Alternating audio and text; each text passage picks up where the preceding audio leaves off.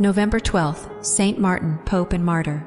When the mighty Roman Empire fell to pieces at the end of the 5th century under the incursions of the northern barbarians, a new empire called the Greek arose on the shores of the Bosphorus, which for 900 years continued to preserve the vestiges of imperial dignity.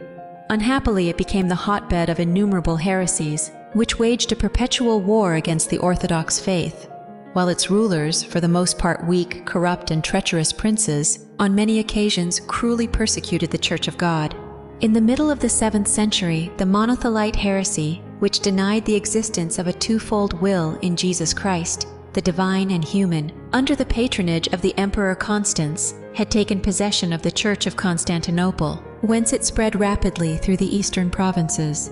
To combat this pernicious doctrine, Pope Theodore had already dispatched his deacon Martin, a native of Tuscany and a man of great zeal and courage, to the emperor's court.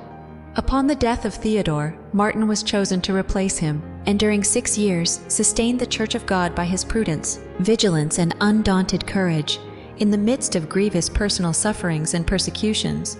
No sooner was our saint raised to the chair of St. Peter than he summoned around him a council of bishops, in which the errors of the Monothelites were condemned and their leaders anathematized.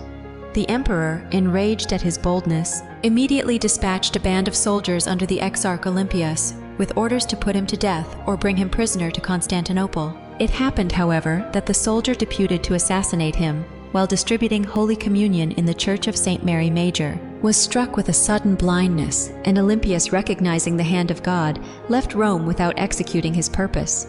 He was soon afterwards replaced by the Exarch Theodore, who, seizing on the person of the Pope, as he lay sick on his couch near the gate of the Lateran Basilica, hurried him on board a boat and conveyed him down the Tiber to Porto, where he placed him in a vessel sailing for Constantinople. The voyage was long and tedious, and after 3 months our saint was landed on the Isle of Naxos, where he remained a whole year subject to many privations, and afflicted with a grievous dysentery and other infirmities. Upon his arrival at Constantinople, the Holy Pontiff was cast into a dungeon, where he lay for 3 months deprived of all society and subjected to the most cruel usage.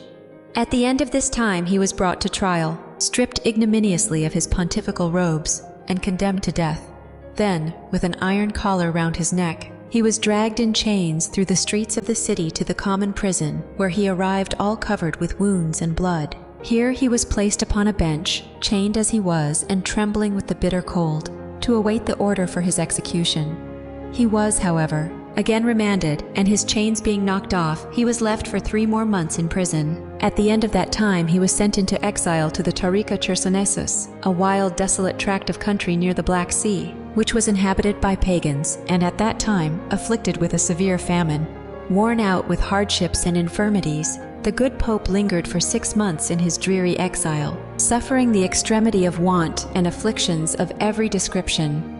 In the midst of his grievous trials, he preserved his undaunted spirit, and continued by letters to defend the faith and animate the courage of the persecuted Catholics. In an epistle written shortly before his death, he concludes with these words: "As to this wretched body, God will have a care of it. He is at hand. Why should I give myself any trouble?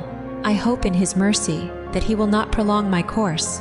The good Pope was not disappointed of his hope, for he was called to his reward a few days later, on September 16, AD 655, in the 7th year of his pontificate.